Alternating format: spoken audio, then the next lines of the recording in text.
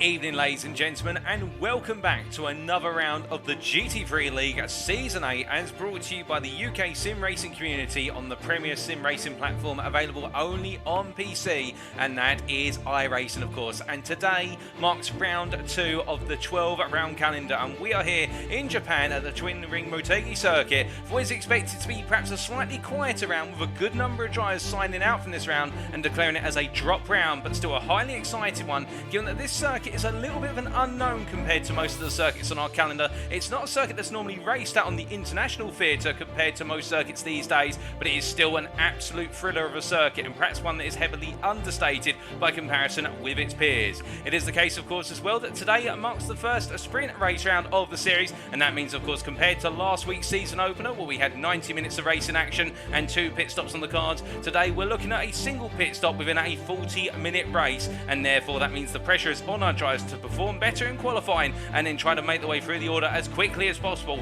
given the fact there's less strategic variety, there only been that 1 pit stop on the cards, and even then it may just be a quick splash and dash rather than a significantly long time in the pits, or at least that will be the intention of our drivers. In this case, this is a post-round broadcast, much like our season opener, and we'll talk a little bit more very shortly about which rounds are specifically live and which ones are post-round. But today it is a post-round broadcast with the racing having occurred as of yesterday on Sunday the 25th of September, but we're bringing you all the racing action as if it were live today on Monday the 26th of September. And it is the case that if you are tuning in, as well the drivers who participated in this round, we try to encourage you not to put spoilers in the chat for the simple reason for those guys and girls tuning in at home, it'll be the case that it's completely raw to them and they won't know what's happening until we get to the checkered flag. And indeed, I, as your host and commentator, do not know what's happened. I've made sure to avoid as many spoilers as possible, and therefore I'm going into this one completely fresh to try and bring you that raw live experience. Who am I? Well, my name is Paul Walsh, also known as TX141 or Brit of the Spit, depending on what media you follow me on. And in this case, I'll be bringing you all of your racing action over the course of the season, and all of the season will be broadcasted via the UK Sim Racing Community Twitch channel. It is the case if you go to twitch.tv/UK Sim Racing _, you can tune in there week in, week out, and indeed, what a season we kicked off with last time out at Road America, where we saw plenty of racing action, a rather chaotic lap number 1, particularly in the midfield, and it all settled down into a major fuel-saving race, but there was also some strategic drama right at the end and some major unscheduled pit stops, with the race going 1 lap longer than most anticipated. But we look to the season ahead, then it is the case that as we move on to round number 2, making our way down the left-hand side of the board, where Road America last time out, Twin Ring Motegi today, and then after today we'll be making our way back across the Pacific Ocean, returning to the United States of America, making our way to the state of Georgia for the Brazelton circuit of Road Atlanta, the roller coaster ride. Indeed, that is going to be a sprint to absolutely be loved if Twin Ring Motegi does not fill your appetite on the 2nd of October, before Laguna Seca in California brings us another sprint on the 9th of October, and then we make our way across the Atlantic Ocean for round number 5 at the Snetterton 300 circuit on the 16th of October.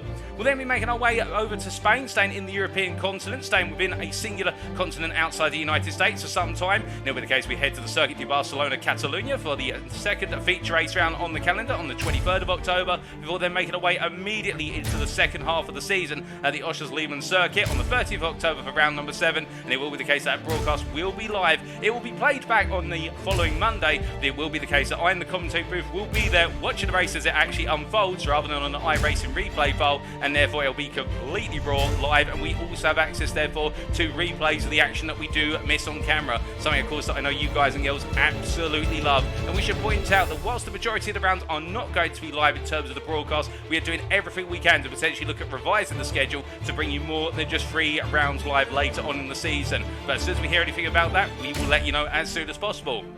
After round number 7, it will be the case that we head to the Circuit of the Americas, so heading back to the United States for the Austin, Texas circuit in round number 8 on the 6th of November, before making our way back to Japan once again. Quite a lot of air miles being travelled here, and indeed it is the case we need to be eco-efficient, but heading over to Japan for the Suzuka circuit on the 13th of November for our third, what will be not a third feature race round, getting ahead of myself there, thinking back to season 7, but it is the case there, it will be another live broadcast before then round number 10 will head see us head to the Norwegian circuit of Rudskogen for what is there another live round, and indeed also a feature race round, and then it will be Indianapolis for our penultimate round on the 27th of November before making our way to the season finale all the way back on the European continent at the Austrian circuit at the Red Bull Ring. Our final round will be a feature race round on the 4th of December. Just wrap it up in time for Christmas there. Could Christmas come early for some of our drivers in the respective classes and indeed within the team's championship? Well, all more than that will be found out over the course of the season. We've got plenty of mileage to go, and indeed we are only headed into round number 2 of 12 tonight.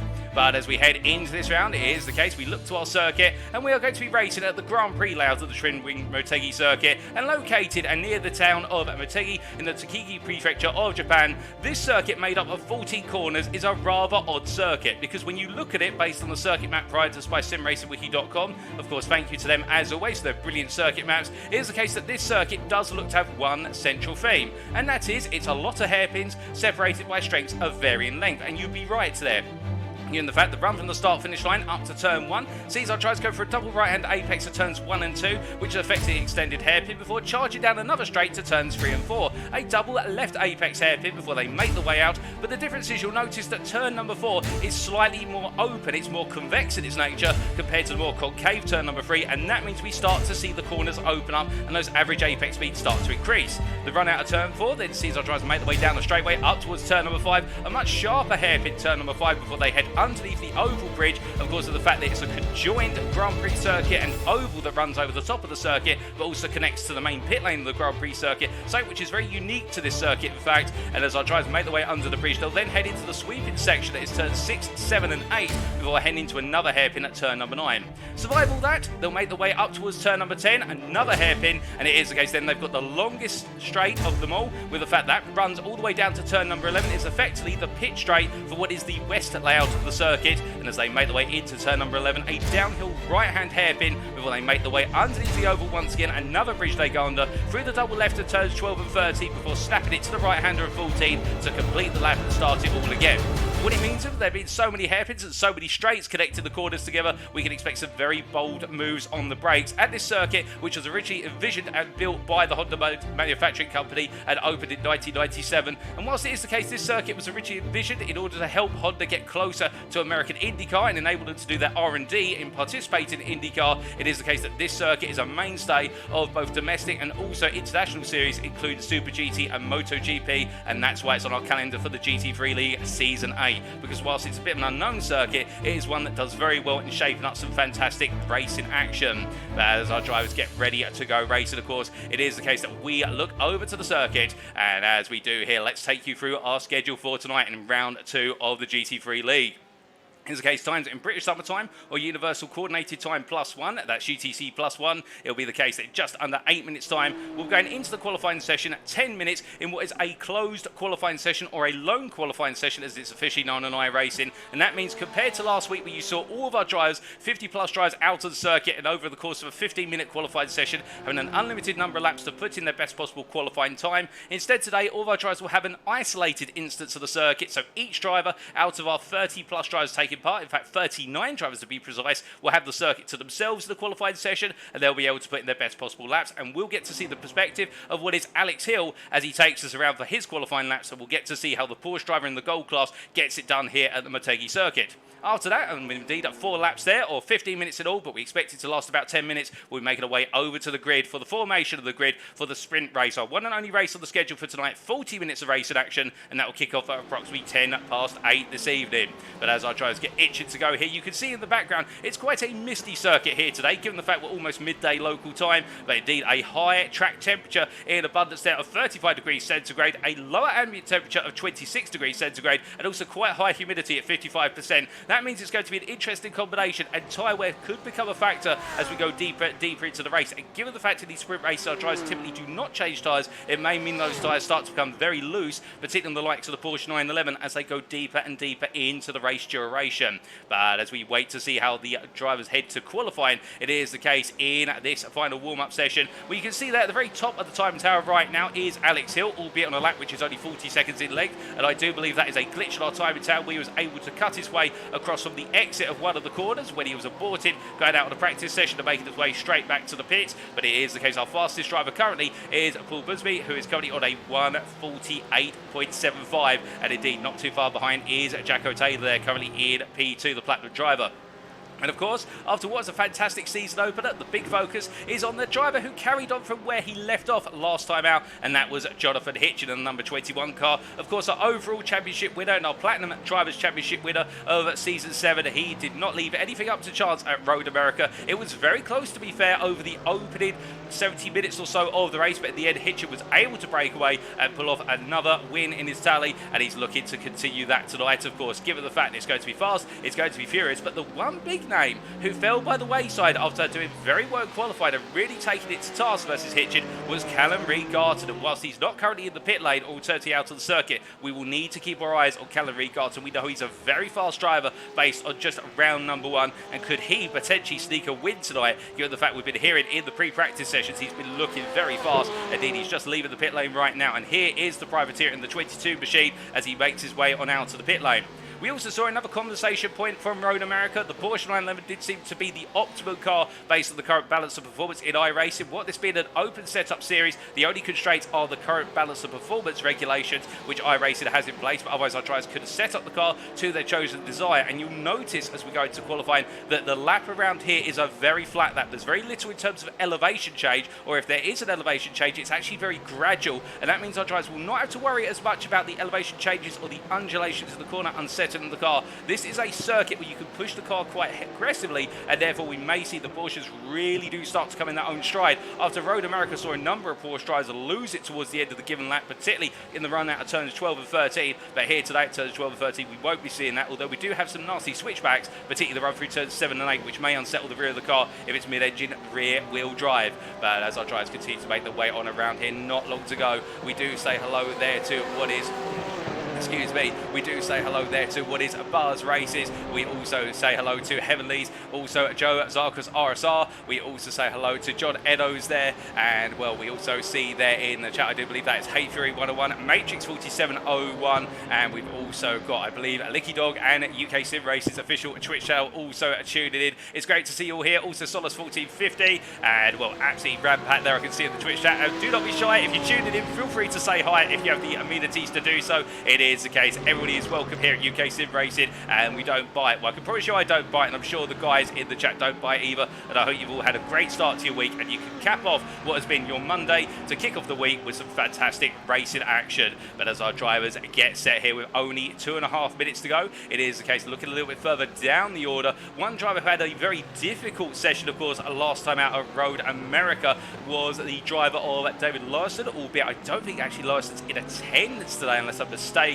So it is the case he will not be looking to try and turn around his woes at Road America with that very late pit stop. But we can see here Chris Edison, who was not in attendance at Road America, making his debut in Season 8 today. And as he makes his way out here, the UK Sim Racing driver in the number 12 Porsche, currently looking to be the fastest of the silver drivers. And well, will that stack up in qualifying going into the race? We will have to wait and see. But also there we do see in the bronze class, after Mark Johnson's absolutely dominant display at Road America, he's not in attendance tonight as we're in fact he is in attendance. I washed my mouth out with soap and crept myself there immediately. It's the case that Daniel Pays here, currently the fastest of our bronze drivers, but Mark Johnson was the name of the game at Road America. And can Pays turn things around today, or will it be the case that James Connolly, who's currently in P2 in the bronze class, or Turkey Darren Sharples, who's in P4, can they potentially upset Mark Johnson's brilliant run at the American circuit? Well, only time will tell. And another name who didn't have the best of races last time out, it was Sean Cranny Swash, had a difficult race, and he's parked up there, I believe, on the west starts to finish straight, so that is where turns 11 and 12,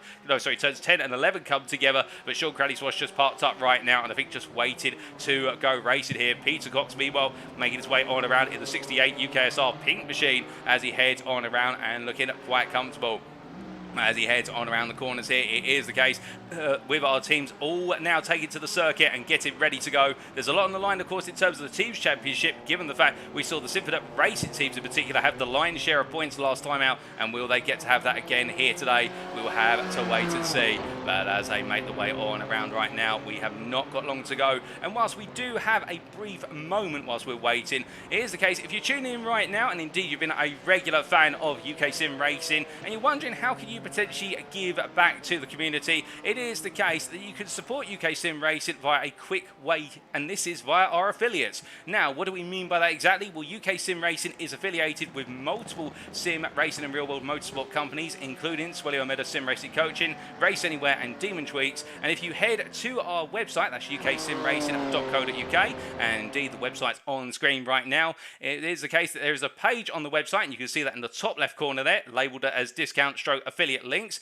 where you can make purchases for our affiliates, and this results in discounts for you and a kickback to us. And in particular, you'll see on screen when you click on that link, there's a number of images here showing our affiliates, and here's the case if you make purchases through them, and indeed Amazon on there as well, a new introduction. If you make purchases through them, you get the discounts, we get a kickback as well. And given the fact that UK Sim Racing is a non-profit organisation, all of our affiliate earnings shall be invested back into the community to fund future series. Indeed, it's through community funding that we're able to put on Season 8 of the GT3 League, and we continue to invest that money in those future series as we go on. Indeed, UK Sim Racing continue to grow as the years go on. And additionally, some of our affiliates provide discount codes which are only available in the UK Sim Racing Discord. So if you're not part of our Discord, we'll tell you a little bit more about that later. But if you do join our Discord, it is the case you can also capitalise on those affiliate links there. And remember, a little purchase can go a long way in supporting UK Sim Racing. But I can tell you what also can go a long way right now, and that is qualifying here as Alex Hill makes his way out to the pit lane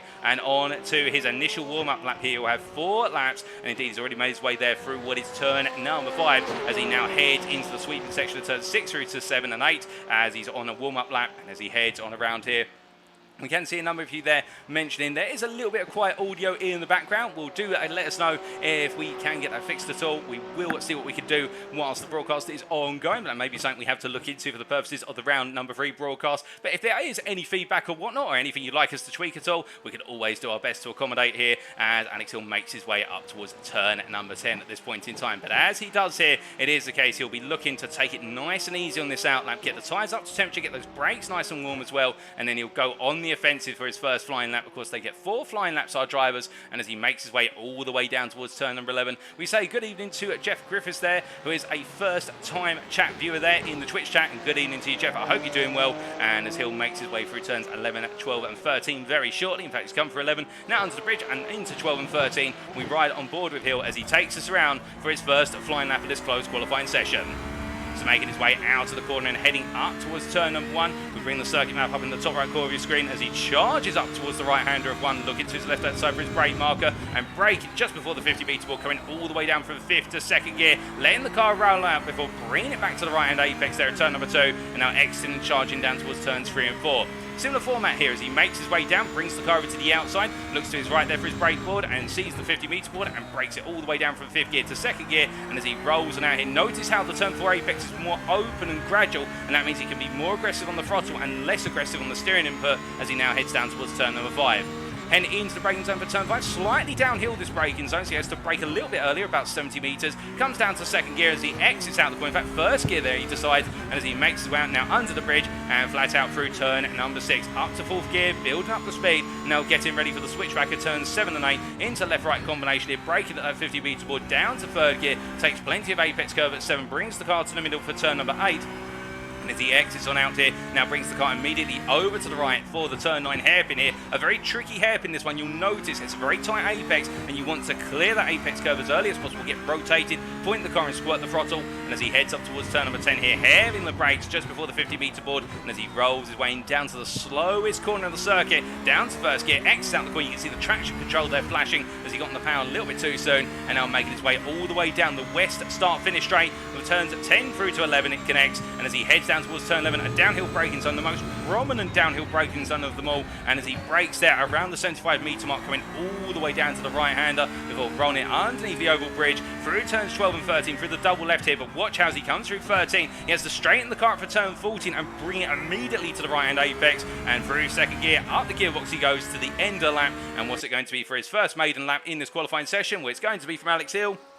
A 1:49.669 there, and quite a nice lap. Still got a bit more time on the board, I reckon, as he makes his way on around once again here. But the Tiki Sim Sport driver putting a good start in, and indeed, given the fact that we saw 48 being the fastest lap in the final warm-up practice session, you can imagine that that 49 may go some way to putting him quite a way up the order. And qualifying position is going to be key. Track position will be key, given the fact that overtaking is highly possible here at the Motegi circuit. But you ideally want to have that track position in your back pocket as Hill goes a bit wide. That'll be an invalidated lap, and he'll have to jump back to the pits to start again there, and that's going to cost him his second flying lap. He's still got a couple more laps to go as he makes his way back on out here and on to another warm-up lap. Now, one of the big changes, and you'll see this more from the third-person cameras rather than on board with the driver, is the fact that because this circuit has so many hairpins, it does lead to a bit of repetitive syndrome. In the fact, as you make your way around the circuit, you think, have I just gone through turns 1 and 2? Have I gone through turns 3 and 4? And that's one of the things that can catch a driver out here, is the fact that the circuit does feel very, we like to refer to it as a bit samey in terms of the fact there's so many corners that are alike, but then that is where you need to have your head on tight and be really focused to be able to deliver lap on lap. And on top of that, some of the exits around these corners are a little bit tighter or more open than others, and that can catch a driver out in terms of cost him a little bit of time. And we saw Hill going a bit wide at turn number 4, but he just tried to get on the power a bit too soon, exploiting the fact that the exit of turn 4 is a little bit more open and the apex curve is less tight compared to the exit of turns 1 and 2 by comparison. But as he makes his way up into 7 and 8 right now, it is the case here, just getting himself set up once again, building up the car and getting himself all pointed and in place before charging around. And we also say hello there to our Moles in the Twitch chat, and apologies Moles, I didn't quite catch you there the first time round, but I hope you're doing well as Alex Hill here makes his way up towards turn number 10. As the 276 driver heads on up here, we are expecting the Porsches to be the stronger cars, given the fact there's a lot of natural rotation in the car, and rotation is the name of the game through hairpin style corners typically, and also the fact we do have a medium speed chicane at turns 7 and 8 where the Porsche will do very well. We could expect the Mercedes and the BMW, given their nature to be lean more towards power rather than handling, they may be okay in the run downwards the back straight at turn, running out of turn number 10 all the way down towards turn number 11, but we are expecting the BMWs and the Mercedes to struggle a little bit here compared to the mid-engine rear-wheel drive cars. We do have a limited number of Ferraris in attendance, and particularly those Ferraris being in the bronze and the gold classes, and the likes of Sean Clark and James Connolly will be the bronze drivers in the Ferraris. We've also got Richard Baxter in the silver class, in fact in the number 1 car. He will be running the Ferrari there in the silver, the 488 Evo, and we do also have, I believe, 1 Audi in attendance, and that is Ryan Moles, and we'll have to look to see how the Audi gets on here. It should be quite strong at this circuit, given the fact the Audi is quite the handling car, not quite in terms of the Porsche in terms of handling,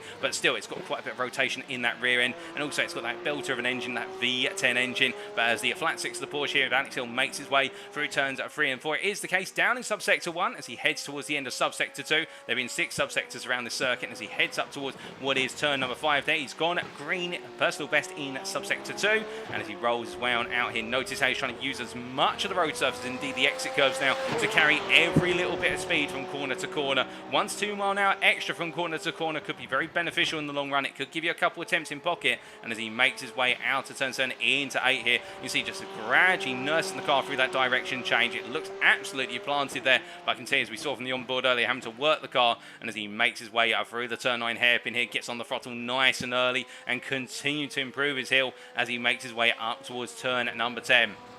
Now, it is the case, this right-hander at turn number 10 can be a bit of a breaker on the lap, given the fact that it's a very long hairpin and you want to get on the throttle as soon as possible. Don't do so too early in your understeer circuit, or you turn to over-rotate the car and experience what we know as oversteer. And as he makes his way down towards turn number 11 here, onto the brakes he goes, he heads on down, and again, using that left-hand side entry curve there to extend the braking zone a little bit. Of course, the curve not having as much grip as the asphalt or the road surface, and that leaves that braking zone just being extended a little bit on those left-hand side tyres. And as he rolls his way through turns 12 and 13, into 14, rolling the car through. Not quite improving subsector 5 as he comes to the end of lap. Would have been improving from 49.669. Well, no, he's decided to park up. He's going to go one last time here. Indeed, we just saw Barney flag there, deciding to wave the flag. But I think Hill, in the end, well, it is the case. Just getting himself all set here. But I'm not sure if that's going to be his qualifying session complete or not. I do believe there may be another lap on the cards for Hill. We're just waiting for confirmation. And there it is. He'll have one more lap. But as we do say thank you to Cartong22 for subscribing at Tier 1 to the channel.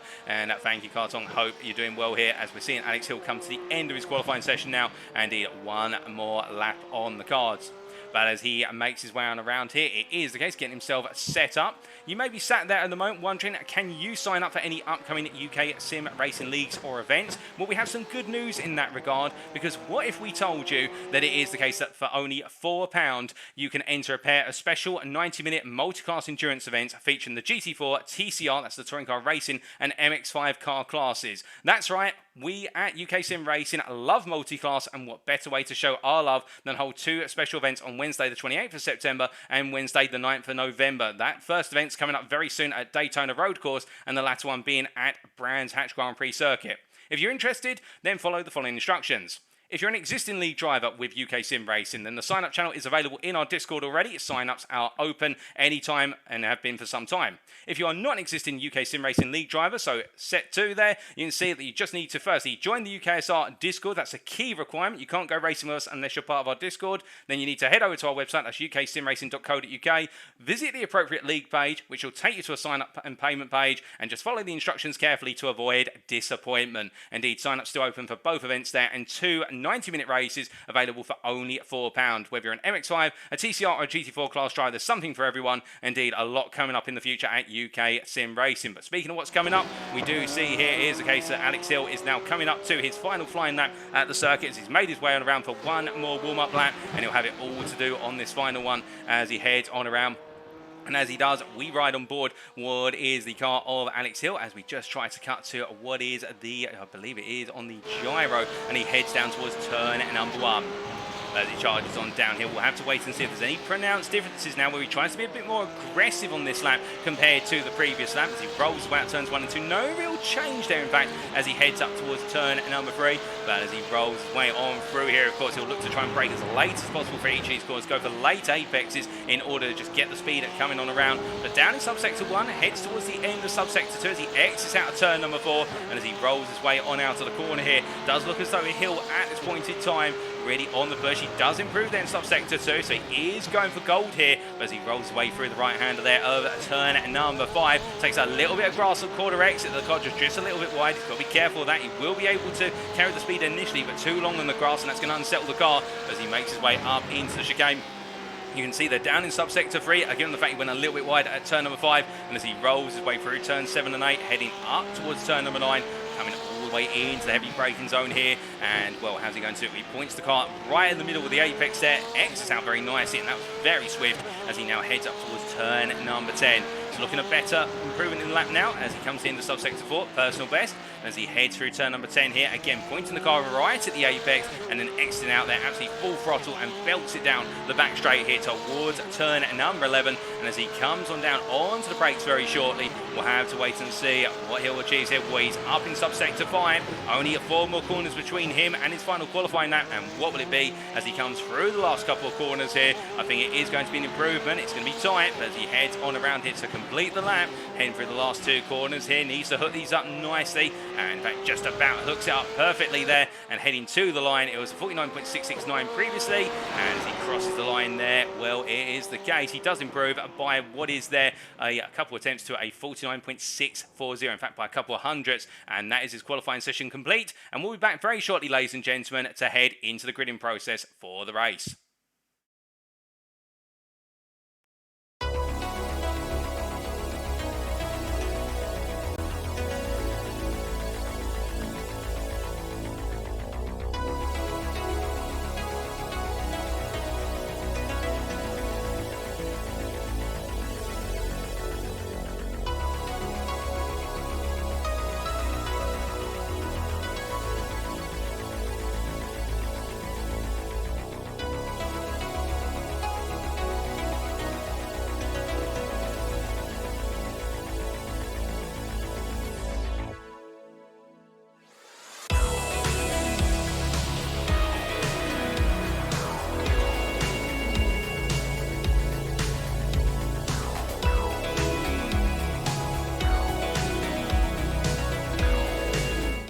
Alrighty, ladies and gentlemen, without further ado, let's take you for the grid for round number 2, and it is as follows. Callum Regarton took pole position in the end of the privateer with a 48.620 ahead of Jonathan Hitch in the end, was out-qualified to pole by 1.5 tenths. On the second row, Jacko Taylor and Paul Busby, and it is the case behind them. You have your gold pole sitter, Damien Lobbeck, qualifying in P5. Congratulations to him from Symphony Esports White, joined by Daniel Thomas, the BWT Motorsport driver in P6. Watch out for him, very smart on the strategy. Stuart Brown and Alex Hill make up row number 4, the 2 gold drives, and behind them the 2 platinum drives of Nathan Foster and Carl McGregor.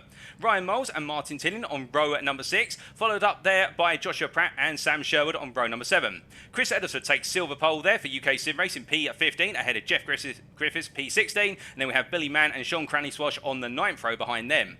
Shane Abbott and John Adams complete our first 20 drivers there on row number 10, with Matthew Whitefoot and Darren Norquette on row number 11.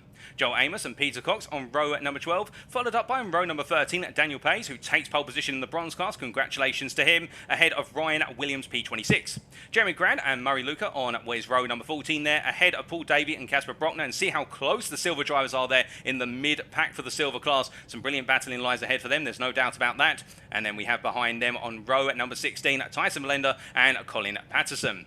On row number 17 in P33, Matthew Morris, followed by Darren Sharples, and then James Connolly and Richard Baxter on row number 18. And behind them we do have on our last couple of rows, Sean Clark and Gareth Higgins on the final full row, and then Mark Johnson starts last but not least in P39. Our winner, of course, in the bronze class at Road American round number 1, starting from the back. And what can he do from the back of the field? We'll have to wait and see, as all of our drivers are set to go racing here. And as we do a look to the blimp camera, fantastic to see all of our drivers line up here behind the pace car. It's a partial formation lap, and as they all are about to get underway here at the Motegi circuit, is the case 40 minutes of racing action light around the corner. And how will it all conclude when they get to the finish line? We'll have to wait and see. But Mark Johnson, I believe, not on the back of the grid, but meanwhile at the front of the grid, we can see that Callum Regarton pulling away here behind the safety car not long before we go racing here at Twin Ring Motegi in Japan. And who will come out on top come the end of the 40 minutes? Will it be Jonathan Hitchin who makes it 2 out of 2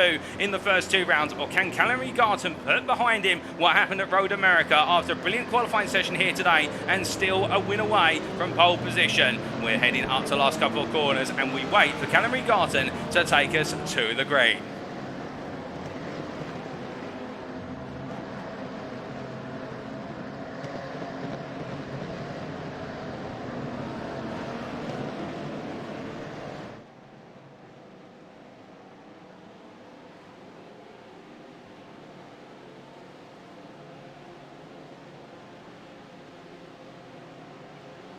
And it's lights out and away we go for round number 2, and look at the scramble down towards turn number 1 here as all of our drivers immediately trying to outpace one another into the corner. Callum Regarton leads into the corner as we see multiple free wides coming into turns 1 and 2. We've got a couple of cars already linchpinned there on turn number 1, and more cars going wide as they come through. We've got I believe that's Ryan Moles in the Audi there. We've also got B&W turned further back. It is absolute chaos in the midfield there as they come out of turn number 2, but most of our drivers have survived for the time being. It looks as though, as we do see a lot of drivers there also trying to filter their way up the order with everything that's happened. But meanwhile, a bit further up the road, it is the case they make their way through turns 3 and 4. We can see here a little bit battling a bit further back. That's Casper Brockner into the wall. They're getting it wrong at turn number 4. The BMW driver into the wall early doors, and that's very unfortunate for him. As meanwhile, looking a bit further up, Carl McGregor is going on the offensive, already gaining 2 places early on as he tries to go round the outside here of Alex Hill into turn number 7, and indeed he gets it done there from turn 6 to 7. He gets ahead in the Mercedes. A nice start from Carl McGregor as he heads on through 2 places gained. Meanwhile, a bit further back, as they make their way into the braking zone, in fact not a bit further back, we can see Jacko, oh my good lord, and that is Paul Busby and Jacko Taylor both turn, and well, I think they both got out of the way. Meanwhile, it's 3 wide coming out of turn number 9 between the gold drivers here of Tillin, Sherwood and Mann as they head down towards the braking zone. I think they're going to calm it on down here. Well, Sherwood's going to get ahead, and Billy Mann tries to come on back, and no, so that's Joshua Pratt coming on back versus Billy Mann as they come out of turn number 10 here, and Pratt up the inside and gets the job done. Meanwhile, further back we can see still side by side, a little bit behind, and the gold class really kick it off in amongst the silvers as well, as we can see that Matthew Whitefoot in all of this has jumped into the silver lead. Chris Edison there was caught up at the start of the race in turns 1 and 2. We saw it briefly on camera, but Peter Cox sailing on through here, Matthew Whitefoot just ahead of him. Meanwhile, a bit behind, we see that Gareth Higgins here, well, it is the case, the Platinum driver having a difficult qualifying session, a difficult start, and he's now trying to cut his way out through the order. But I can tell you one thing, Higgins has already gained 17 places despite an absolutely abysmal qualifying session for him. So after one lap, it is the case that Callum Garton leads. He comes out of turn number 2 ahead of Jonathan Hitch in P2, Daniel Thomas P3, followed by Damien Lobbett in P4, Nathan Foster P5. Damien Lobbett is your gold leader, Carl McGrath P6, Alex Hill P7, Martin Till in P8, Sam Sherwood P9, Joshua Pratt P10, and Billy Mann, best of the rest, P11 so far. But meanwhile, further back, we've still got more going on here as they are all trying to shake up in the midfield. And as they come down into turn number 3 right now, it's the case that Tyson Belinda has gained 11 places since the start of the race. It is the case the BMW M4 driver has really capitalised on the situation early on, but things do seem to be starting to settle down now as they make the way through at lap number 2 here, although a number driver is going a bit wide coming out of turn number 4, and Matthew Morris right now looking a little bit on the offensive here versus Murray Luca, who went wide at 4, but it is the case the Ferrari driver can't find his way on around as he heads through turn number 5. Indeed, a dramatic start to the Twin Ring Motegi circuit, and we've seen quite a bit of drama already at Road America.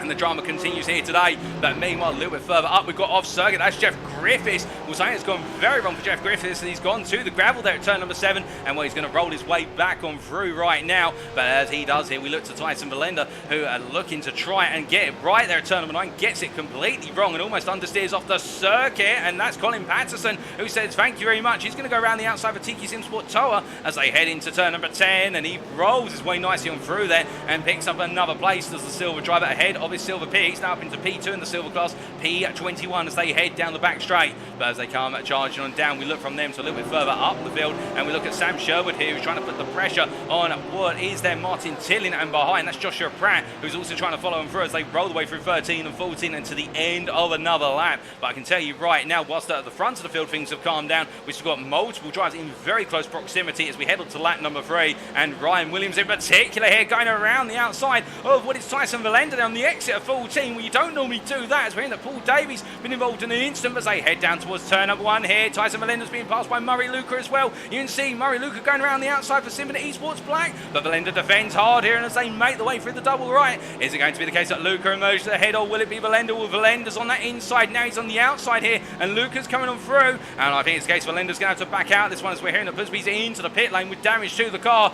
But meanwhile, as they roll the way around through turn number 3 and 4, in fact Busby is falling down the order like a stone our time and time. I think that actually might be a retirement, but as we see Jacko Taylor here, well, Taylor of course in that instant at turn number 9 on the opening lap, and he's trying to find his way on through as well. But as they head up towards turn number 5, you can see that Chris Edison here, after starting on pole in the silver class, it went so horribly wrong on lap 1 at turn 1, and as he now tries to bring his way back up through the field here, in this case he's running in P6 in the silver class, and the silver leader of what is Matthew Whitefoot is a long way up the road in P12, 14 places between the two of them. I think Edison will get his head down here and think about gaining those places back and at least putting himself on the podium come the end of it in the silver class. That's a certain. But as he heads on through, we look to Gareth Higgins here. He's in the white Porsche, the car that's very limited in terms of actual livery space compared to its peers. But as he makes his way into turn number 10, there's a bit of contact there with Daniel Pays, and Pays getting his elbows out. I think he actually misbroke into the corner, went a little bit late, and Higgins pushed wide as a result. And look at Ryan Moles now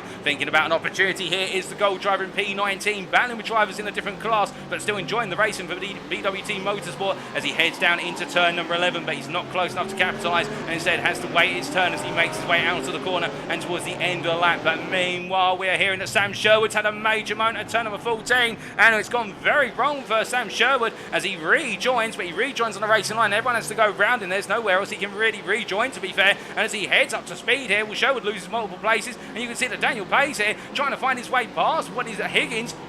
Higgins on his inside, how as they make the way for the right-hander of 1 and 2, and as they roll the way through, I think Pays needs to back off here because he's losing time in battling with these guys. To be fair, he's got a lot of space, a lot of real estate between himself and second place in the bronze class of James Connolly, who's down in P25, but battling for P17 right now versus the gold drivers, I don't think is what he needs to do here. I know he perhaps wants some overall points in the overall driver standings, but I think the bigger quandary here is those bronze standings, given the fact that it didn't quite work out Road America compared to what it could have. But as he heads down towards turn number 5, he's definitely going fighting and getting those elbows out. Meanwhile, a bit further behind, Darren Sharples Makes his way through Jeff Griffiths there as he moves up to P30. Darren Sharple's in P3 in the bronze class right now and not wasting any time in trying to gain some more places. He heads on through this next lap, and as he rolls his way out to turn number 5, I think Jeff Griffiths is going to have a word about this very shortly as he looks to try and make the move up towards turn 7, but not close enough here as the Mercedes tries to break away under straight line speed. But you can see there, in fact, Darren Sharple's lifting off, and respecting the fact they're in two different races in terms of classes, and therefore there's no need to hold one another up. But as we look from them a little bit further up the order once again, it is the case we do look up to Sam Sherwood here, who finds himself right now with teammate Ryan Moles behind, and they're both trying to find their way past Daniel Payes, who is really making that BMW as wide as possible as we ride on board here. The gearbox of Daniel Payes, he heads out to turn number 10 and down towards 11.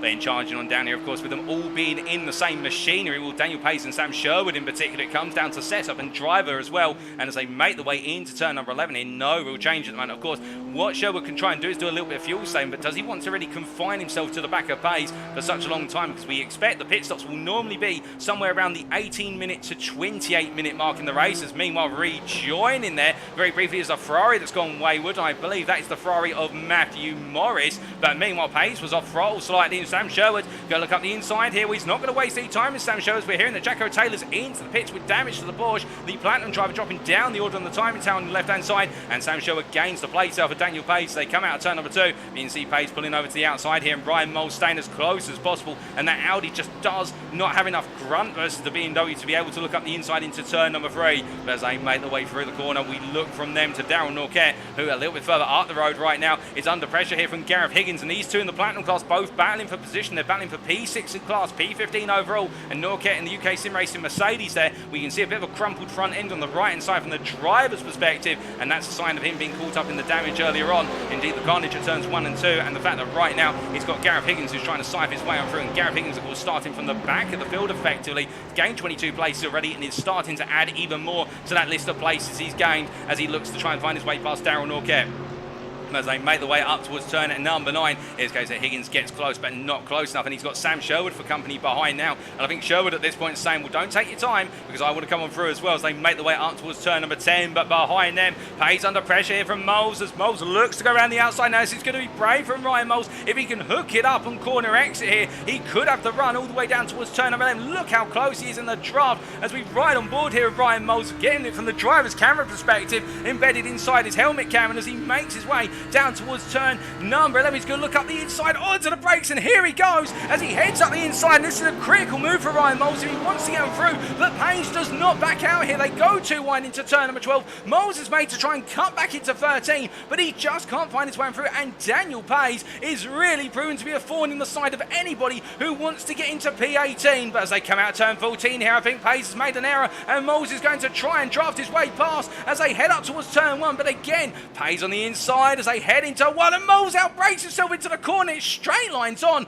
and I wonder if that's a failure of the steering wheel there for Ryan Moles, or something's gone wrong in the car, because that's a little bit unexpected, I must say. And will Moles had to jump to the pits. I think that car has had to retire with a tow to the pits. But as they make the way on around right now, at the detriment of one driver, of course, many others behind will gain the place as a result of that. That's very unfortunate. That's not what we to see happen to the Audi driver there, because Moles was looking to really start to put the pressure on, but it's unfortunate. We look forward to seeing him come back in round number 3. But meanwhile, as they continue to press on here, and it will be the case that BWT will be wondering what exactly has happened to that car. Peter Cox in P12 at 6th place in the gold class here. He's trying to put pressure on Matthew Whitefoot, and Whitefoot, to be fair, well, I was going to cut my line of thought off there as Billy Mann points in the wrong direction, coming through turn number 7 into 8. He's going to rejoin there by going across the grass at turn number 8. I think that's sensible, to be fair, but Billy Mann's got it very, very wrong at the 7 and through to 8 chicane, and as he rejoins, he's going to drop down the order like a stone, heading all the way from inside the top 10 to outside the top 20.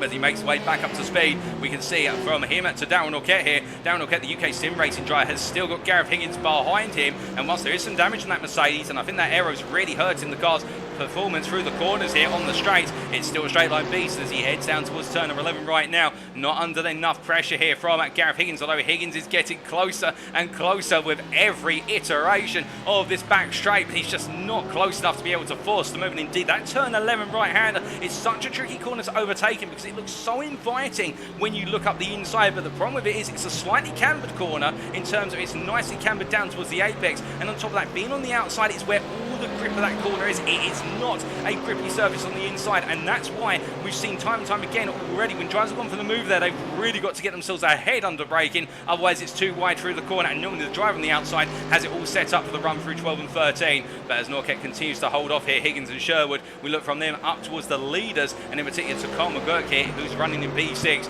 P5 in the, where's the platinum class, almost a diamond class there, whereas against I think Reed Garton and Hitchin right now leading this race, P1, P2. They'll feel as though they're pitting in diamond pace performance. Meanwhile, the platinum drivers here at McGurk and also Foster ahead are trying to give pursuit as they make the way on around through turns 6, 7 and 8. Alex Hill behind there in what is second place in the gold class, P7 overall. Good start from him, 1 place gained, and to be fair, after a good qualifying session, he's been rewarded in the fact he's avoided the opening lap drama, indeed the early lap drama we should say, and now is trying to put that pressure on McGurk. I think Damien Lobbett a bit comfortable up in front at the moment. Indeed, Lobbett looking very strong in qualifying, but that P5 turned out in qualifying by the gold driver, and he just needs to keep his head down. And here is Damien Lobbett, as you see him making his way out to turn at number 10 and down the back straight here, chasing after Daniel Thomas, the third place driver overall and in the platinum class. But as they head on down the back straight here in towards the braking zone once again, no real change coming within the top 5 so far, and indeed the top 10 for the most part. But where change may be afoot is with Matthew Whitefoot right now, as it is the case that whilst he's the last driver in the top 10, the silver class leader, he has 2 gold drivers behind him who is absolutely bearing their fangs right now. All BMWs here, the trio, and it is the case that Peter Cox and John Eddowes behind. They're battling for P5 in the gold class, but also they want to go hunting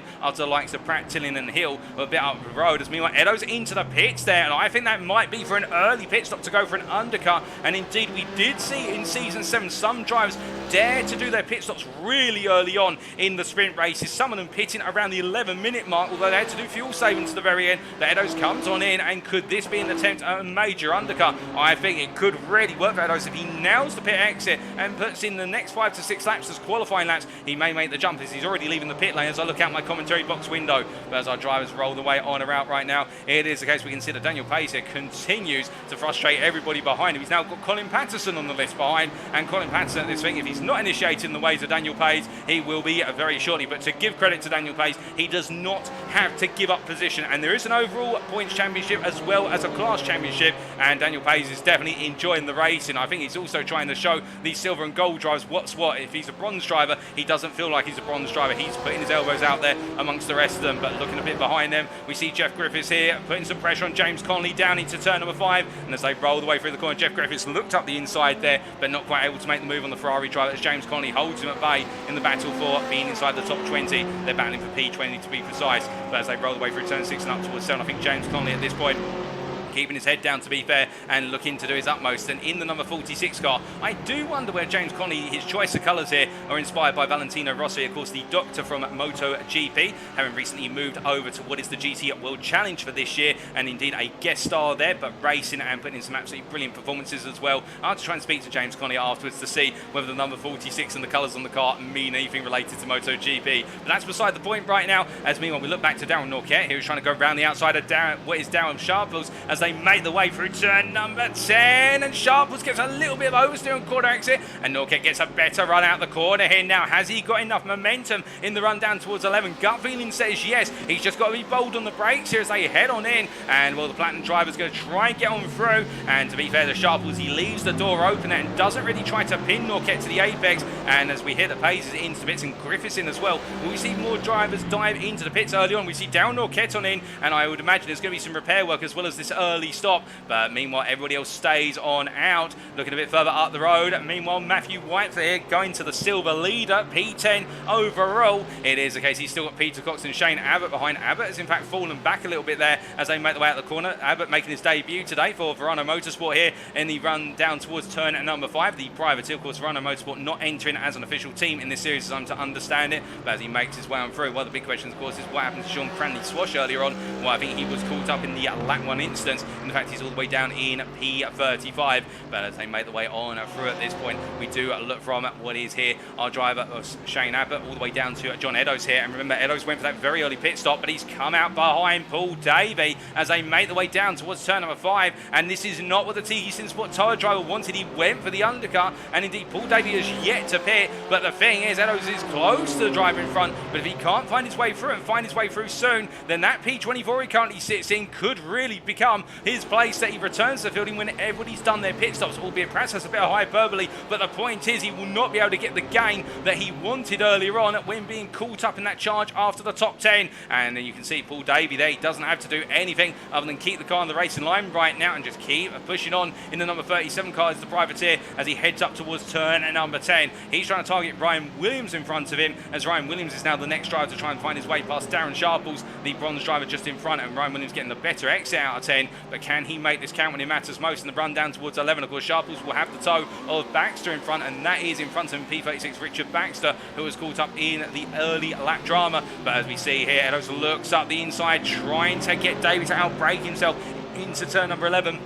But no way through, but as they head into turn number 12 there, Edo's trying to get his nose into the corner 12, and into the pits comes Paul Davey, but John Edo's there. Well, we figured it took you long enough to go into the pits because he's just lost quite a bit of time as he makes his way across the timeline and on to another lap. And how much is that going to cost him in the long haul? We'll have to wait and find out as he heads onto the next lap. But as he does, we look from what is P20 all the way up to P1. And Callum Regarton right now leading this race by 5.1 seconds in the number 22 Porsche, ahead of Jonathan Hitchin behind as the Symphony Esports white driver continues to push on through.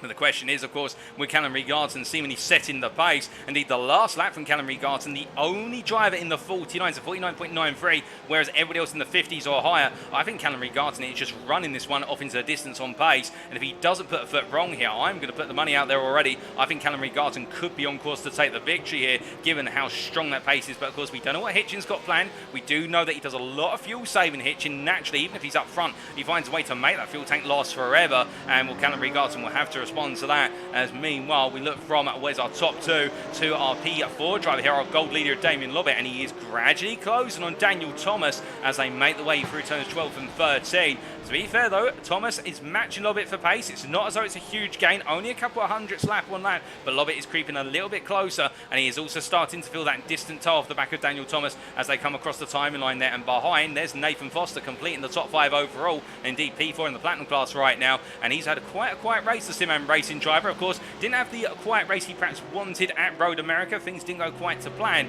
but at the same time for the 52 driver here, as he makes his way out of turn number 2 and down towards 3, he's enjoying this race a little bit more. And meanwhile, speaking of enjoying the race, well, here's John Edos up the inside of what is there, Sharples into turn number 11, and that's another place game for the TG Sport Tire, and he's really got to get the move on here, and that was a much more straightforward pass compared to the pass he had to make on Paul Davey. Well, Davey released him in the end and went into the pits, but you can imagine for Edos right now, it is the case that if he can't get these places quick enough, then he's only going to lose out more and more. And his big target, of course, is to try and jump ahead of the likes of Sam Sherwood, Shane Abbott and Peter Cox when they make their way to the pits, but there's still some time to go before they come in, we gather, as they are making the long opening stint compared to the short opening stint, which Edos has gone through by comparison. But as he heads on through it and down towards turn number 3, I can see a GoFundMe starting there with regards to what is Gareth Higgins and funding him a livery, and I'm sure he will appreciate that, running in the all-white car minus the official Racing League decals. But in this case, it's nice to see a little bit of joking in the Twitch chat there, and we do love the banter down at UK Sim Racing. But meanwhile, I can tell you one thing that may not be banter right now in the car, and indeed, if anything, it's only going to turn into battling. Whitefoot continues to hold at bay, Peter Cox and Shane Abbott behind, and Shane Abbott having to watch this one really in the popcorn seat view right now, in just simply watching with Peter Cox in the UK Sim Racing Pink Machine, who is trying to find his way on front as we ride on board here with what is the car of Peter Cox. Indeed, very short, in fact, as we cut on board to his dashboard. It's the number 68 driver here getting closer and closer, taking a look up the inside here under braking. He's going to go in, his Peter Cox, and this is very bold for quite a way back, but look again at how Whitefoot can just simply plant the throttle out of the corner there and decide to take the initiative back and say, no, thank you, I'm holding on to the place. But Peter Cox there being bold and daring to dream as they make their way out of turn number 14, and he continues to chase after the top 10 driver as we ride back on board again with Peter Cox here as he tries to find a way through, and this time he's going to look up the inside into 1, and Whitefoot gives him the space, now breaks himself into the corner. Cox is going to make it to the inside of 2. It's going to be a drag race down towards turn number 3. Whitefoot on the right of your picture, Peter Cox on the left of your picture, and behind Abbott's also going to try and get in the mix in the Mercedes as they head down towards the corner, and well, Whitefoot's been outbroken and Peter Cox goes round the outside in the end to take P10. Nice move there from Peter Cox, and meanwhile Shane Abbott now will find that he's got to do the dishes on what is there Whitefoot as they make the way way down towards turn 5, and I suspect that Whitefoot's not going to make it easy on Abbott, much like he didn't make it easy on Cox there as they race for position. But as they roll the way through the right-hander, it is the case they continue to push on and charge on around. And we say hello there to Shabizi6 there, who has tuned in for the first time. And I hope you're doing well, Shabizi, and welcome to the stream. But meanwhile, as our drivers roll the way on through here, Shane Abbott continues to try and put that pressure on through what is turns 7 and 8, but no way through right now versus Whitefoot as they head up towards turn number 9. He has to wait his turn in the 106 machine as they come out of the corner. But as they head on through, have we had any more grandiose pit stops up front? No, we can confirm there's no major stops occurring for any of our drivers inside the top 10 right now, so it is relatively peaceful, and we are waiting for the storm. Well, we're in the calm at the moment before the storm, as they like to say, as our drivers continue to press on around here at the Motegi circuit. But meanwhile, further down, I can tell you that after taking his pit stop, Chris Ederson has found himself down in P23 and is right now got the major challenge of finding his way past Daniel Pace here, the bronze driver who's running P22. Now, we've already seen that Pace does not really mind class. He's more about racing with everybody out of the circuit, which we love to see, of course. And Chris Ederson's going to say, well, I'm going to try and make this quick and easy. It doesn't quite work out as we're hearing. Oh, goodness me, Pace goes out of his way to outbrake himself into turn number 9 there. And Chris Ederson with a little bit of a sneaky move to the inside, I think, just putting the pressure on Daniel Pace. And Pace locks up under braking, but Tabrifair catches the car very well. But Stuart Brown comes on through as well as Brown rolls his way out to turn number 10. Meanwhile, into the pits is Shane Abbott. He's coming in from P12, so he's decided enough's enough, and we'll have to wait to see where this drops out as he leaves the pit lane. And we've got drivers coming on through it, including Jeremy Garand, who's just come on out, and we've also got James Connolly making his way through. There is Connolly, but meanwhile Shane Abbott continues to make his way out the pit lane. We've also got John Eddowes coming through, and John Eddowes has come back out ahead of what is Shane Abbott, so that's a key one for Eddowes. He's jumped back ahead of Abbott. Now, can he also jump ahead of the likes of Sherwood and Cox? That's the big question, given the fact he's made such an early stop and heads on down towards turn number 3. Well, we'll have to wait and see. It's still 17 minutes on the clock plus the final lap as well. But there's one thing, whilst this may be a circuit that's not normally featured on most international calendars, the Twin Ring Motegi circuit in the Takiji Prefecture of Japan has definitely delivered the racing action so far in the season opening sprint, or indeed the first sprint race of the season, I should say, not to confuse things with the season opener last time out was the season opening feature, if you will. But as Eddowes continues to make his way out turn number 5 here, it is the case that Shane Abbott with Darren Sharples behind, and Sharples has yet to pit, much like James Connolly, and Pace of course has pitted. Now the question for Pace is, with the fact that he's been battling with some of the drivers around him, has this cost him the time to Sharples and also James Connolly in leading the bronze class? Now, I get the feeling that given the fact that Connolly right now is the best part of what is 21 seconds up the road, I think Pace is going to be safe in coming back out ahead of the pair of them, but it's always something to consider, particularly if Pace does battle at all anymore, and we'll have to wait and see. But meanwhile, looking from him up towards what is Carl McGurk here, it is the case in P6, the Mercedes driver really bucking the trend in that top 7, where it's all Porsches minus one Mercedes, and then there's a BMW after the top 7 in the form of Martin Tilling. It is the case that we do have a little bit of variety inside the top 10, albeit it was made to be a little bit of a point contention. We did see in the feature race last time out where we saw Porsches all across the top 13 at one point, but as we do see the Mercedes driver here at Carl McGurk coming through, we do see a car going slow there, and that is what is Sean Clark there on his debut. Just going a little bit wide, but I think just giving the space to everybody coming through, because he is a lap down there, Sean Clark, and credit to him to be fair in, I believe that's the Land of the Rising Sun liveried Ferrari there, or it is quite indeed, I think that is a Japanese inspired livery there with the white and red colours, and the privateer there in the 680 car, not having the debut race he wanted in season 8, but it's good to see him making his way on around right now, and we wish him all the best as he continues deeper and deeper into this season. But looking from him back up to Carl McGurk, our point of discussion only moments ago, he does have Hill and also Tilling behind, and Pratt not too far behind as well, as they make their way into turn number 9 here, and Carl McGurk really right now just trying to keep his peers at bay as he heads down towards turn number 10. And meanwhile behind you can see Joshua Pratt there.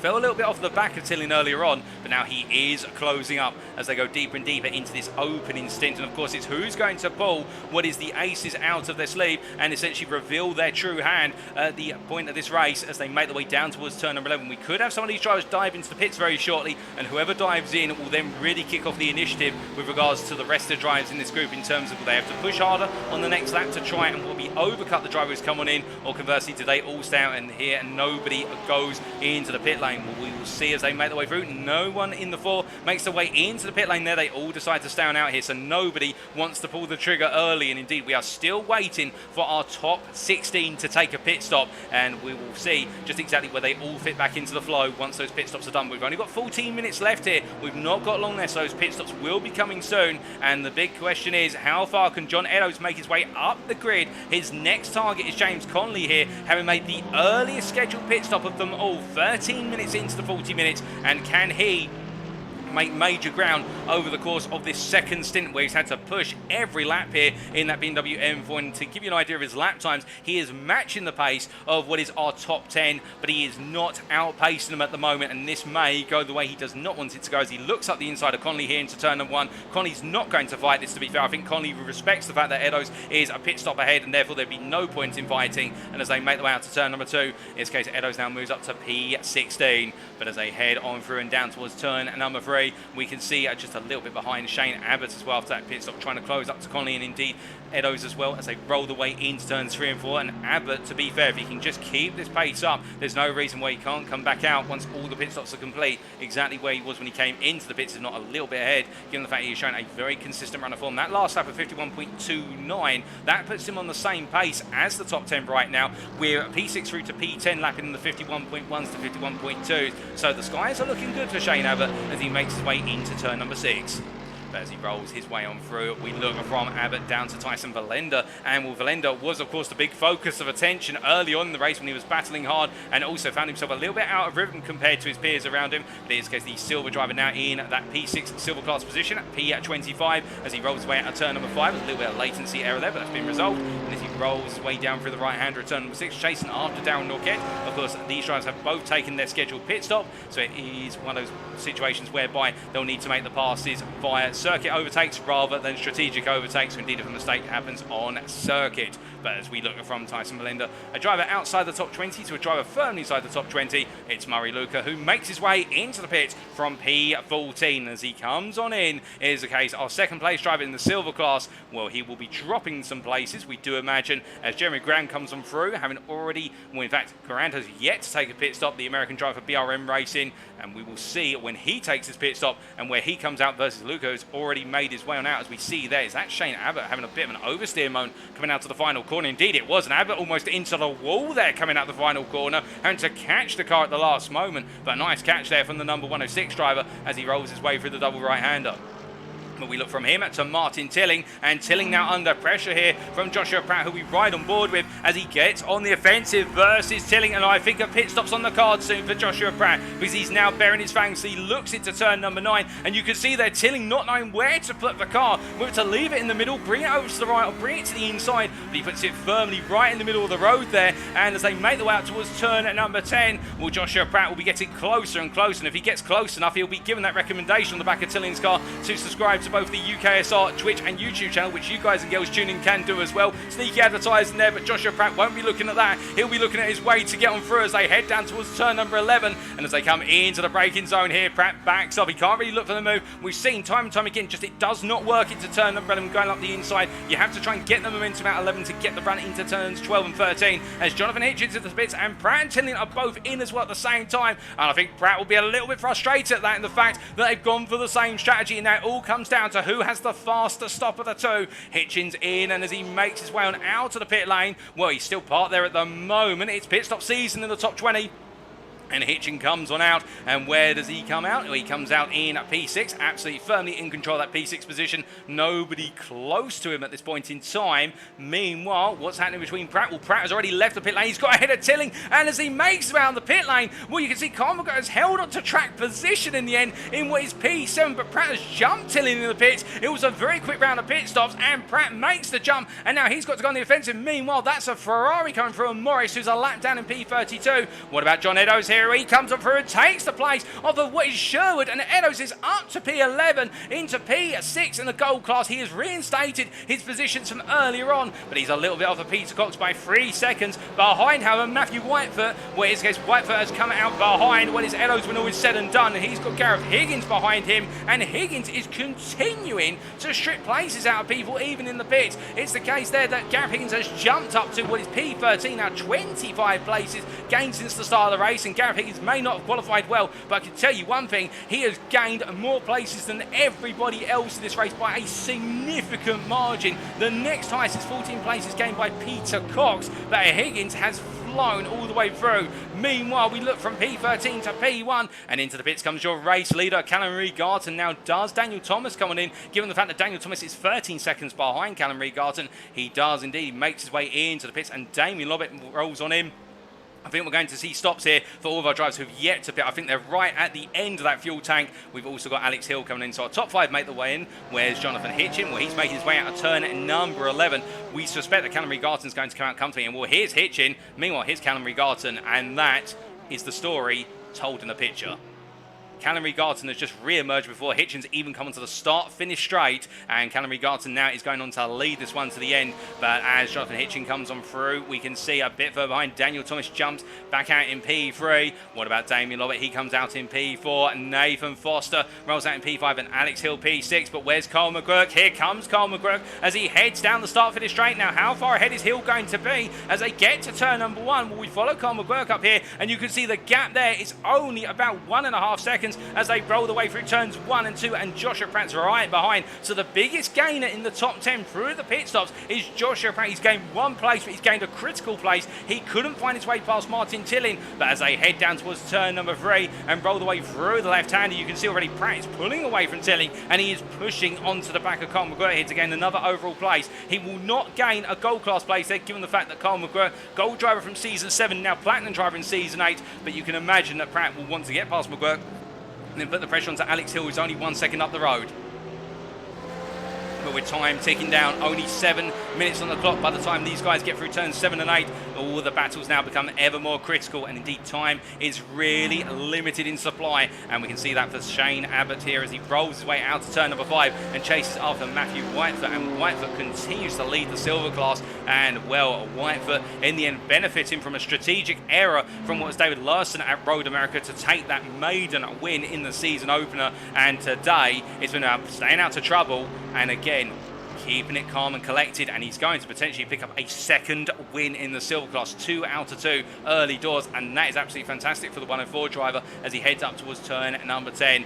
But there's still time remaining, and whilst it is the case we've seen some very short pit stops here today, could it be the case that some drivers have underfueled, given the fact they've been so eager to get the fuel gun off the car and then go racing once again? We have seen it happen in season 7. There were quite some moments where some drivers underfueled on a very short stop, and could we see some last minute drama? We don't hope for it, of course, but the commentator's curse does sometimes apply, and Whitefoot right now has Shane Abbott inching closer and closer as he rolls his way out of turn 11. But I think Abbott at this point knows he doesn't have pressure on him to make the move, given that Sam Sherwood is the best part of 2.6 seconds behind, 6 minutes on the clock, and I do imagine that Abbott will look for the move right towards the end. But as they head down towards what is turn number 1, we look from them to Stuart Brown, rolling in P25 at the moment, P10 in the gold class. He's chasing after Chris Eddersford, your silver pole sitter, who's down in P8 in the silver class after a difficult start to this race, and the number 12 driver here for UK Sim Race. He's got all the pressure on him right now, battling for position against the BMW that's missing its bonnet. You can see that the engine's exposed, and well, that's going to help with the air cooling of the car. There's no doubt about that. It's going to get a nice breeze over the top of it, but I can imagine that's probably not going to be aerodynamically efficient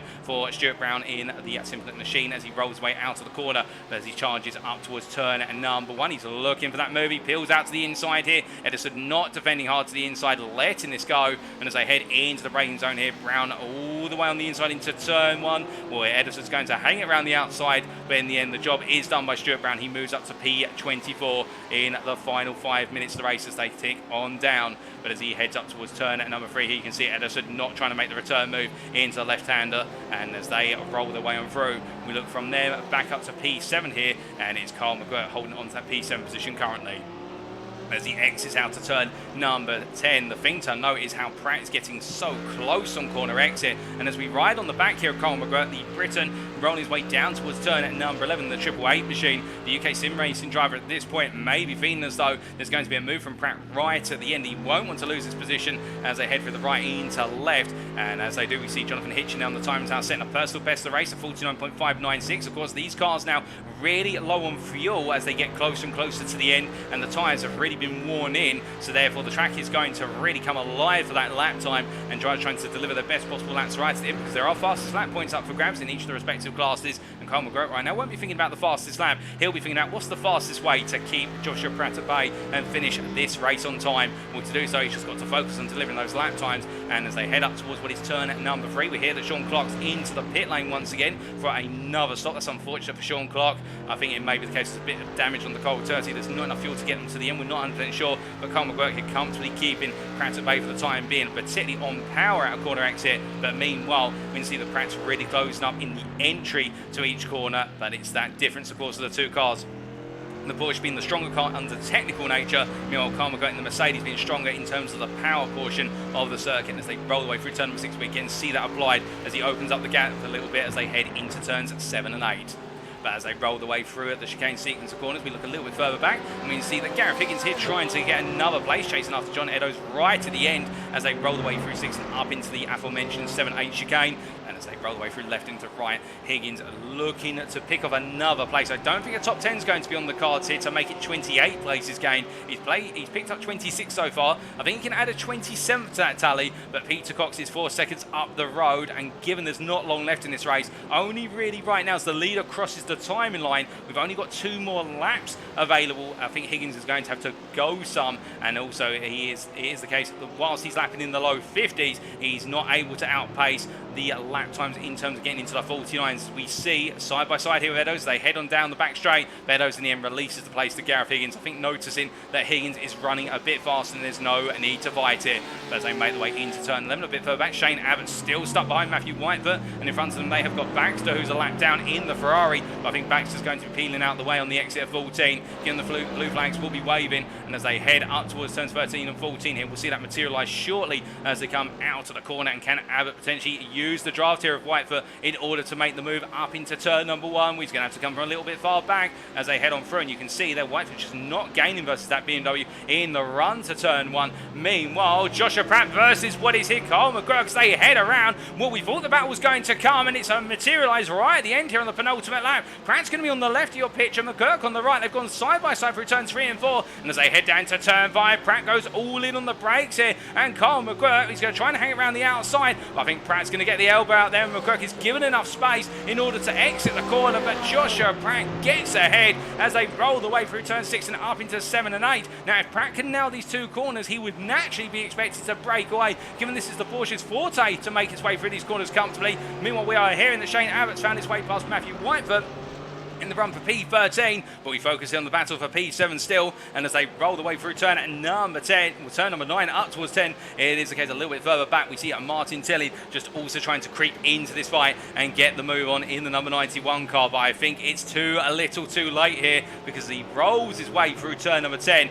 That gap of almost a second versus Kyle McGregor is not going to come down easy, and then he's got to try and find his way on through as meanwhile the leader has gone on to the final lap, and here is Callum Regarton making his way through turns 1 and 2. One more lap to turn, a 10.5 second advantage to Jonathan Hitchin in P2. Callum Regarton at this point could just back the throttle off. He won't, but he could do, and as he makes his way into turns 3 and 4, that opening win for him in his bank account is looking ever more prominent. But as he heads on around to wrap up what has been a stellar race, we look a bit further back to Matthew Whitefoot here, who's had a brilliant race of his own. He's dropped down to P14, but he hasn't lost class position. He's only lost overall position, and I think he's playing more towards class position at this point as he heads out to turn at number 14 to go on to his final lap here at Motegi.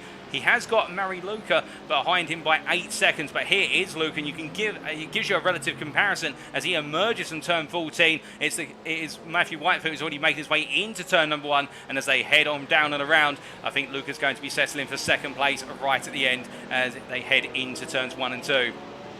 We look from Luca to there, James Conley, excuse me, almost sneezed there, and as he makes his way up through turns 12 and 13, the number 46 driver comfortably in the lead of the bronze class, and we're not sure what's happened to Daniel Pays.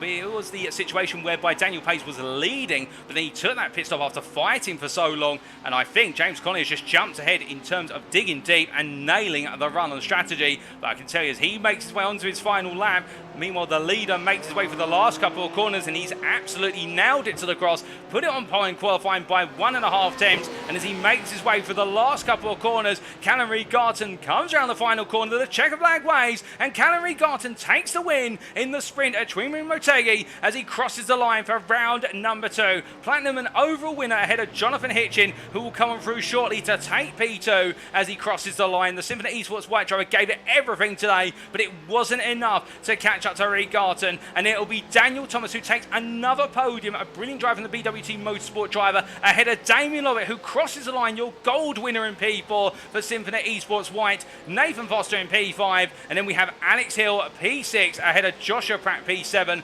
followed by Carl McGurk, who'll come on home in P8 there ahead of Martin Till in P9. We've got a little bit of a gap before we get to Peter Cox, who comes out of the final corner to take P10, completing our overall top 10. And then we have Gareth Higgins, who has gained 27 places. P11 for Gareth Higgins, P6 in the Platinum class. John Eddowes P12, a great drive from Eddowes. Shane at P13, and then Matthew Whitefoot makes it 2 out of 2, winning the silver class P14 overall ahead of Sam Sherwood P15. Billy Mann comes across the line P16, Murray Luca P17, Jeff Griffiths P18 on the podium for the silver class. Jeremy Graham P19, Down Orket completes our top 20. We've still got drivers to come.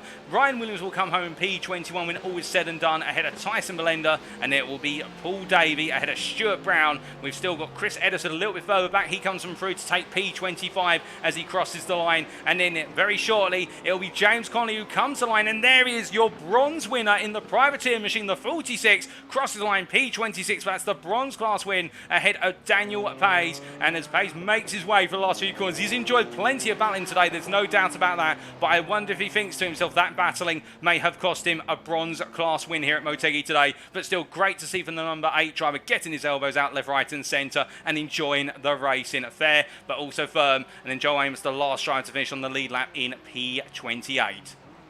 As they cross the timeline there, let's take a look at those race results subject to any stewards' inquiries. Where it is the case, we of course start off with our overall results, and after 40 minutes of racing here at the Twin Ring Motegi circuit in round 2 of the GT3 League Season 8 as hosted by UK Sim Racing Community on iRacing, Callum Reed Garton taking that win by almost 12 seconds over Jonathan Hitchin. Daniel Thomas completing the overall podium with Damien Lobbett and Nathan Foster there in the top 5. Alex Hill P6, a great drive from him today ahead of Joshua Pratt, Carl McGurk P8, Martin Till in P9 and Peter Cox taking the last place in the overall top 10 ahead of Gareth Higgins, best of the rest, P11 there, gaining an absolute plethora of places from start to finish.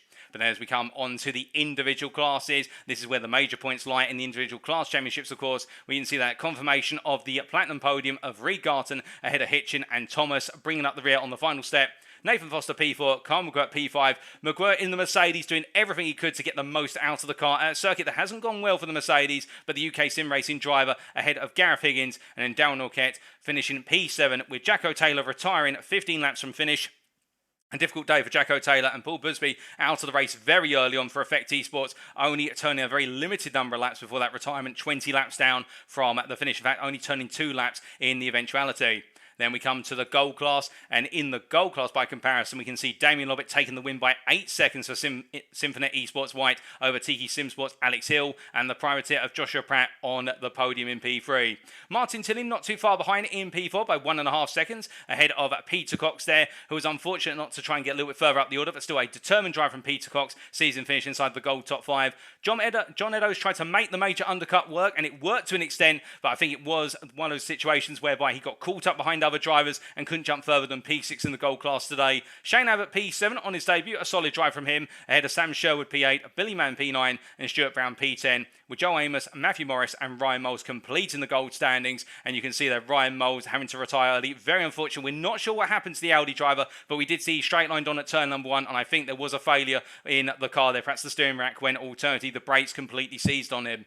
But as we look to the silver class by comparison, we can see in the silver class Matthew Whitefoot taking the win by 9.5 seconds ahead of Murray Luca, and Jeff Griffiths there in a superb and an understated drive. We didn't really see too much of Jeff Griffiths, but taking the final spot on the silver podium. Jeremy Grant and Ryan Williams both deserved in the top 5 there. Goran, the American driver from BRM, again having a quiet race, but one that was very well driven, and Ryan Williams the same. Tyson Valenda saw plenty of action early on, but that action that saw him finishing P6 at the end. Paul Davey P7, Chris Edison P8, and I think Edison in particular will be kicking himself given the fact he put it on pole by a sizable margin, but P8 was all he could achieve after what was a tumultuous opening lap, but still plenty for him to take away and take to round number 3. Colin Patterson P9, Casper Brotner P10, and then Sean Cranny-Swash and Richard Baxter completing the silver standings. And then last but not least, we come to our bronze standings. Let's not forget about our bronze drivers, and we can see James Connolly taking the win by 18.5 seconds ahead of Daniel Pays. James Connolly using strategy and not battling hard to take the win. Darren Sharples P3 there, and Sean Clark P4. And Mark Johnson in, we heard, had a brake or an equipment failure before taking his way to the grid. Very unfortunate for the number 11 driver, who we were expecting would be on form again today after his win at Road America, but hopefully he can get those equipment rows removed and be back on form for round number 3, because we'd love to see the rivalry between him, Pays and Connolly up the ante ever further. But the big question now is, of course, how does that translate into our standings after 2 rounds of racing? Well, we start off with our top 20 overall standings, and you can see after 2 rounds, Jonathan Hitchin leads the way on 40 points, 6 clear of Daniel Thomas in P2, and Thomas there in P2 based on consistency and strategy, where Hitchin has taken the lead in terms of pace outright. Callum Reed-Garton, after a very difficult day at Road America, today's win puts him up to P3 immediately there on 22 points. 4 clear of Damien Lobbett in P4, and Joe Zarkos not in attendance today, using this round as a drop round. They're completing the top 5. Dominic Roberts from Effect Esports in what is P6 on 14 points. A good haul so far, but not in attendance again today. Nathan Foster P7 ahead of Sam Congreve P8. Alexander Hill, or Xander Hill as he's known in short, in P9 there for Tiki Simsport, and Paul Busby in P10 there for Effect Esports. Joshua Pratt, best of the rest in P11, the privateer, on 8 points ahead of Austin Geratorix based on result countback. But now coming on to the Platinum class standings, we can see Jonathan Hitchin leading on those 40 points still, as these points carry on through effectively, given their finishing positions on the grid ahead of Daniel Thomas, Callum Reed-Garton as well, P3. And the key shake-ups there, as we look further on down outside the top 5 of Garton, Zarkos and Foster, is that Dominic Roberts in that P6, not in attendance today, and he's now only 1 point clear of Carl McGurk, who's in P7.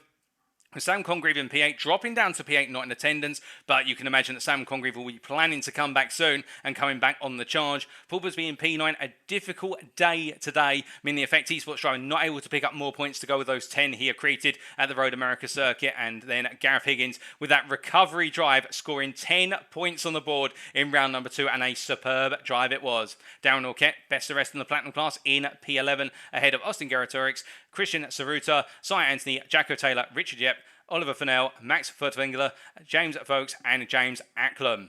Then we come to our gold class standings, and we can see Damien Lobbett after 2 rounds leads ahead of Xander Hill. He's leading by 7 points. It's going to be close rivalry between the two of them, however, and we expect it to go deeper and deeper into the series. Martin Tillin in P3, a little bit off of the top 2, but he's got the company of Sam Sherwood there by a single point. And indeed, Sam Sherwood only ahead of John Eddowes based on result count back after 2 rounds. And then Joshua Pratt in P6 on 16 points. 2 clear of Joe Newman, Peter Cox P8, Chris Hitch in P9, and Stuart Brown in P10 there for Symphony Esports Gold. And we expect plenty more of him as the series goes on. Shane Abbott on his debut, picking up 8 points, putting him in P11 ahead of Ollie Pimley, Billy Mann, Patrick Falconer, Matthew Morris, Ryan Moles, Joe Amos, Stephen Masters, Mark Collicott, John Watt and Brandon Hay complete the gold standings. And then as we come to the silver class, we can see that Matthew Whitefoot there on 41 points has taken an early lead after 2 rounds. And again, at Road America for Whitefoot, it was about staying out of trouble and simply managing the strategy and not making a mistake. Today at Twin Rim Motegi, we got to see pace and strategy from Matthew Whitefoot, and also staying out of trouble. Can he make it 3 wins out of 3 next time out? We'll have to wait and see. Jeff Griffiths in P2 there, a deserved P2 as it currently stands. He's made his way ahead on consistency, but you can imagine that Tyson Belinda, Murray Luca and Jeremy Grant will all be nipping at the heels of Jeff Griffiths. It is going to be a major fight to be that number 1 contender to chase after Matthew Whitefoot. David Larson not in attendance today, drops to P6, but he'll be back soon. There's no doubt about that. Sean Cranny-Swash P7, ahead of Ryan Williams, Paul Davitt and Chris Eddersford completing the top 10. And then Rob Armstrong, Richard Baxter, Colin Patterson, Casper Brotner, Curlin Owens and Aaron James complete the silver standings. And then coming on to our bronze class, before we come to the team standings, of course, we see Darren Sharples leads after 2 rounds, but on equal points versus Daniel Pays, but ahead based on result countback. And Darren Sharples now has all the pressure on him to continue the momentum forward as we go into next round. But you can already see how we have effectively got a 3 to 4 way fight starting to open up in the Bronze Championship. Mark Johnson not able to make it to the grid today due to technical issues, but if he gets those fixed, you can imagine he will be right back up there in the fight. And James Conley, the outside element we saw in Season 7, he came into the championship it very late in terms of being a contender, and he's already starting to bear his grit over the course of today's race, and could he potentially spring a surprise? Then it is Ryan Gonzalez in P5 ahead of Reggie Greenfield, Matty Wild, Thomas Barzak, Stephen Cox and Sean Clark who complete the top 10, and then Matt Edmondson, Ashley Coverdale and Andrew Murray who complete the bronze standings. And of course, many of you will be asking, what about in the Teams Championship? New, of course, for this season, the GT3 League, we can see that Symphony Esports White continue to lead after 2 rounds, and their advantage is increasing. Now 96 points. They've opened up a sizable gap of 39 points over BWT Motorsport, with Tiki Simsport and Tiki Simsport Tower P3, P4, and separated by 8 points. But Tiki Simsport Tower need to be careful because they got Sim Racing right on their heels, only 1 point off. And then you can see that UK Sim Racing Pink, Symphony Esports Black, both on 40 points there. Pink ahead of Black based on result countback. BRM Racing in P8 ahead of UK Sim Racing, and Effect Esports complete the top 10 with Symphony Esports Gold and DCW Racing completing the team's standings. Well, those are all the points and all the standings covered, and it is time for us to say thank you very much for watching. And if you did enjoy the show today, you've enjoyed the racing, and you want to know more about the UK sim racing community in terms of the series we run and what we do outside of the series we run and everything in between, then why not check out our official website, which we showed you earlier, of course, and that is uksimracing.co.uk. Alternatively, if you're a bit more of a Twitter person, you can always go to twitter.com/UKSimRacing_. Also, a big thank you to our affiliates who we mentioned earlier on, and it is the case there, our 3 main affiliates. As it currently stands, we've also added Amazon to the mix recently. Swelly Omeda Sim Racing Coaching. You can see Swelly Omeda's YouTube link there. A primary source for sim racing coaching on iRacing. Indeed, a major famous individual in the fact taking multiple official championship wins and one of the #1 sources for coaching on iRacing. Also, Race Anywhere, the provider of curated sim racing equipment, aiming to only stock products that represent excellent value for the sim racing community. And then also Demon Tweaks. If you're looking for a company in the real world of motorsport, they are the provider of the most complete and innovative motorsport product range available worldwide. So no matter what your level of discipline, Demon Tweaks could help drive you to realise your motorsport ambitions. Well, indeed, the ambitions will need to be realised at Road Atlanta next time out, because at the Michelin Raceway Road Atlanta, anything goes at the road racing roller coaster ride. The round number 3, it will occur on what will be Sunday the 2nd of October. We bring you all the racing action as if it were live on Monday the 3rd of October. We've already had 2 thrillers of rounds so far. Could we have a third in the mix? I think we're going to easily achieve a thrilling hat-trick of opening rounds, and Road Atlanta is the #1 place where it can all go wrong at one very moment. Even if you're right out in the lead, you just step out once and the car is into the wall. Who's going to come out on top when we return to the United States in a week's time? You'll have to tune in to find out. But until then, from all of us at UK Sim Racing, thank you very much for watching. Have a lovely evening. I've been your host and commentator, Paul TX141 Walsh, also known as Britain, a split, depending on what media you follow me on. And until next time, stay safe, stay well, stay smiling, but most importantly, remember to stay on track. Good night.